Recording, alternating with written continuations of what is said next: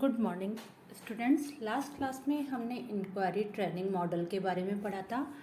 आज हम concept attainment model, जिसको हम संप्रत्यय निष्पत्ति प्रतिमान के नाम से जानते हैं, के बारे में पढ़ेंगे। इस प्रतिमान का प्रतिपादन J.S. ब्रूनर ने 1956 में किया था। इस प्रतिमान का मानना है कि प्रत्येक व्यक्ति में चिंतन की क्षमता होती है, जिससे वह अपने चारों ओर के पर्यावरण की समस्याओं और कठिनाइयों को समझकर उसके विभिन्न तत्वों से तुलना कर अध्ययन कर सकता है। इस प्रतिमान का आधार शिक्षण कौशल है, अर्थात यह मानता है कि प्रत्येक व्यक्ति में सोचने, समझने, चिंतन की क्षमता होती है, जिससे उसके आसपास जब भी कोई प्रॉब्लम होती है तो वो उस प्रॉब्लम को समझता है, कठिनाई को समझता है और अन्य एलिमेंट से उसका कंपैरिजन करके उसका समाधान निकालता है, एक कंसेप्ट बनाता है उस प्रॉब्लम के बारे में। According to Brunner, a concept is a symbol that stands for a class of group of objects or events that possess common properties. Concept greatly simply our thinking process. They make free us from having to label and categorize each new object or event we encounter. अर्थात इसमें दो या अधिक वस्तुओं के मध्य समानता तथा असमानता, उनमें क्या क्या समानता है, क्या सिमिलरिटी है और क्या डिफरेंस है, का बोध कराते हुए विभिन्न प्रकार के माध्यमों से तथ्यों का एकीकरण करते हुए, डेटा कलेक्ट करते हुए प्रक्रिया को पूर्ण किया जाता है, पूरी प्रक्रिया को समझा जाता है और एक कंसेप्ट का निर्माण किया जाता है। कंसेप्ट का अर्थ है कि वातावरण में विभिन्न प्रकार के पदार्थ और वस्तुओं का संप्रत्यात्मक ज्ञान, अर्थात उनका कंसेप्चुअल नॉलेज करना ही कंसेप्ट अटेनमेंट है। यह संप्रत्यय उपलब्धि विद्यार्थियों को इन तत्वों का बोध कराती है। इससे विद्यार्थियों के चिंतन स्तर का विकास होता है, उनकी थिंकिंग लेवल डेवलप होता है और यह तर्क के आधार पर विभिन्न वस्तुओं के मध्य संबंध स्थापित करने की योग्यता प्राप्त करता है। संप्रत्यय निष्पत्ति तभी संभव है जब विद्यार्थी के सामने संबंधित संप्रत्यय उपलब्ध हो, उसके सामने कोई कंसेप्ट हो, वो इंक्वायरी करे, उसमें अपनी खोज करे और एक नए संप्रत्यय का निर्माण करे। इस प्रकार इसमें रिसर्च के द्वारा प्राप्त किए गए कंसेप्ट की उपलब्धि पर ध्यान दिया जाता है। ब्रूनर और उनके सहयोगियों की मानना है कि इससे संप्रत्यय निर्माण हमें 3 प्रकार से सहायता पहुंचाता है। फर्स्ट, ये वातावरण की जटिलता को कम करता है। दूसरा, यह ऐसे माध्यम प्रदान करता है जिनके द्वारा हम दुनिया की चीज़ों को पहचानते हैं। और तीसरा, यह निरंतर सीखने की आवश्यकता को कम करता है। अगर इसके हम एलिमेंट्स की बात करें कि प्रतिमान के प्रमुख तत्व कौन कौन से हैं, तो इस प्रतिमान में 5 तत्व मुख्य रूप से हैं। वो है उद्देश्य, केंद्र बिंदु, फोकस। सेकंड है संरचना, सिंटैक्स। थर्ड है सामाजिक प्रणाली, सोशल सिस्टम। फोर्थ है मूल्यांकन प्रणाली, इवोल्यूशन सिस्टम। और लास्ट है एप्लीकेशन, प्रयोग। उद्देश्य, जो इसका केंद्र बिंदु लक्ष्य माना जाता है, वो भाषा की समझ और कौशल का विकास करना है। प्रमुख रूप से आगमन तर्क, इंडक्टिव रीजनिंग के द्वारा शक्ति का विकास किया जाता है। इसका प्रमुख आधार मनोवैज्ञानिक होता है, साइकोलॉजी बेस्ड है। इसमें स्टूडेंट विभिन्न घटनाओं, व्यक्तियों और वस्तुओं आदि को विभाजित करके चिंतन शक्ति और तर्क शक्ति के आधार पर विभिन्न कंसेप्ट का, संप्रत्यय का ज्ञान प्राप्त करता है। सिंटैक्स, संरचना में कौशलों का विकास 4 स्टेप्स में किया जाता है। सबसे पहले स्टूडेंट्स के सामने विभिन्न घटनाओं, व्यक्ति या वस्तु से संबंधित विभिन्न प्रकार के आंकड़े प्रस्तुत किए जाते हैं। स्टूडेंट इन आंकड़ों को, डेटा को, इंफॉर्मेशन को विभिन्न गुणों और विशेषताओं के आधार पर अलग करने की कोशिश करते हैं। फिर इस संप्रत्यय निष्पत्ति के लिए निर्मित व्यू रचना का विश्लेषण किया जाता है, उसकी क्या प्लानिंग है, उसके पूरा एनालिसिस किया जाता है। इसमें स्टूडेंट अपने सीखने की गति का अनुसरण करते हैं, अपने स्पीड के अकॉर्डिंग सीखते हैं। यह विश्लेषण अधिकतर सामान्य से विशिष्ट की ओर सूत्र पर आधारित होता है, जनरल टू स्पेसिफिक होता है।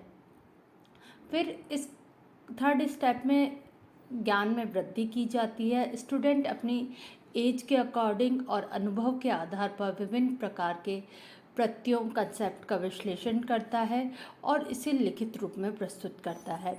फोर्थ स्टेप में स्टूडेंट्स संप्रत्यय निर्माण की प्रक्रिया का अभ्यास करते हैं, उसकी प्रैक्टिस करते हैं। संप्रत्यय उपलब्धि को खेलों के द्वारा संपन्न किया जाता है।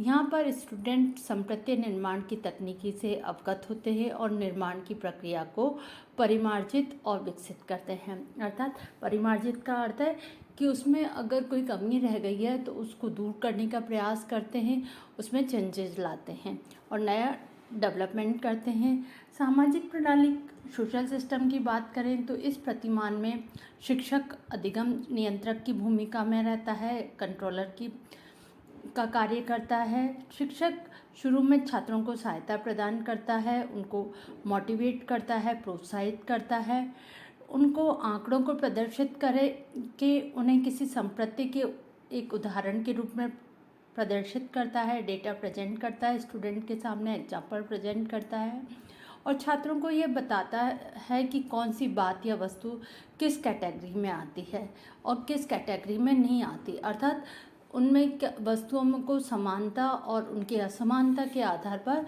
अलग अलग कैटेगरी में डिवाइड करता है। कक्षा का वातावरण सहयोगपूर्ण और सामाजिक होता है। सभी स्टूडेंट टीचर एक दूसरे की हेल्प करते हैं, सोशल एनवायरनमेंट होता है। टीचर स्टूडेंट के मानसिक स्तर के अकॉर्डिंग प्रत्यय प्रस्तुत करता है, कंसेप्ट उनको बताता है, लेकिन इसमें भी एक सीक्वेंस का ध्यान रखा जाता है।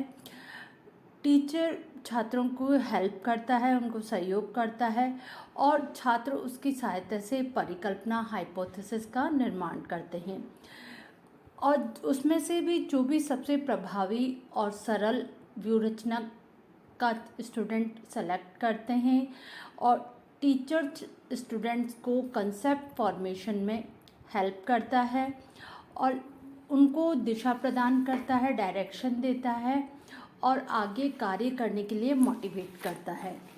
मूल्यांकन प्रणाली में इवैल्यूएशन सिस्टम में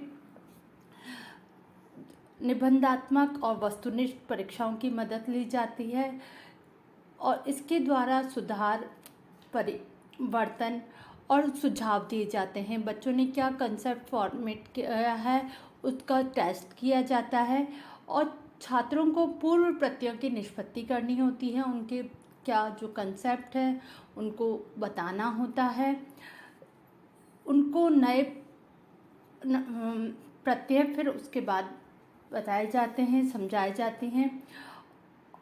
इससे मूल्यांकन प्रणाली के द्वारा छात्रों ने कितना ज्ञान ग्रहण किया, उनको कंसेप्ट कितना समझ में आया, ये चेक किया जाता है। लास्ट में प्रयोग एप्लीकेशन की बात करें तो इस प्रतिमान का प्रयोग वृद्ध रूप में किया जाता है, काफ़ी बड़े स्केल पे इस प्रतिमान का उपयोग किया जाता है, लेकिन सर्वाधिक प्रयोग इसका भाषा शिक्षण में किया जाता है क्योंकि भाषा सीखने की प्रक्रिया को संप्रत्यय विकास की प्रक्रिया समझा जा सकता है। व्याकरण और वाक्य संरचना के शिक्षण में भी इस प्रतिमान का बहुत सफल प्रयोग किया जाता है। इस प्रतिमान का प्रयोग सभी विषयों में लाभकारी सिद्ध हो सकता है। जब कभी शिक्षक अपने शिक्षण से छात्रों को किसी तथ्य का सही बोध नहीं करा पाते हैं तब यह प्रतिमान उपयोगी सिद्ध होता है। इसका उपयोग टेलीविज़न पर भी संभव है। इसका प्रयोग उन सब्जेक्ट में ही ज़्यादा होता है जहाँ उदाहरण व दृष्टांत द्वारा संप्रत्यय को सीखा और समझा जा सकता है। जिस विषय में संप्रत्यय शिक्षण नहीं होता वहाँ पे इस प्रतिमान का उपयोग संभव नहीं है।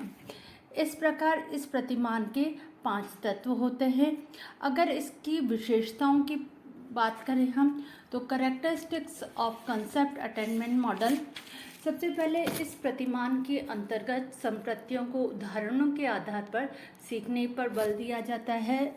कंसेप्ट फॉर्मेशन में स्टूडेंट्स को पहले एग्जाम्पल बताए जाते हैं और उन एग्जाम्पल के द्वारा स्टूडेंट्स नया कंसेप्ट फॉर्मेट करते हैं।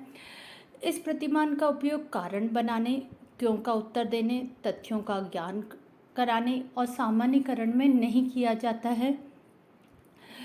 इस प्रतिमान का उपयोग भाषा सीखने में होता है। लैंग्वेज अगर बच्चों को समझानी है, नई लैंग्वेज सिखानी है, तो उसमें इस प्रतिमान का बहुत उपयोग होता है। यह मैथ्स और के आधारभूत सिद्धांतों को, फंडामेंटल थ्योरी को आसानी से समझने का प्रयास करता है। यह प्रतिमान सभी विषयों के प्रत्यय निर्माण में सहायता करता है कि हर सब्जेक्ट के कंसेप्ट का फॉर्मेशन हम इस प्रतिमान के द्वारा कर सकते हैं। इस प्रकार कंसेप्ट अटेनमेंट मॉडल संप्रत्यय निष्पत्ति प्रतिमान एक उपयोगी प्रतिमान है जो कि टेक्नोलॉजी की नई खोज है। छात्रों को इससे बहुत सहयोग प्राप्त होता है। धन्यवाद।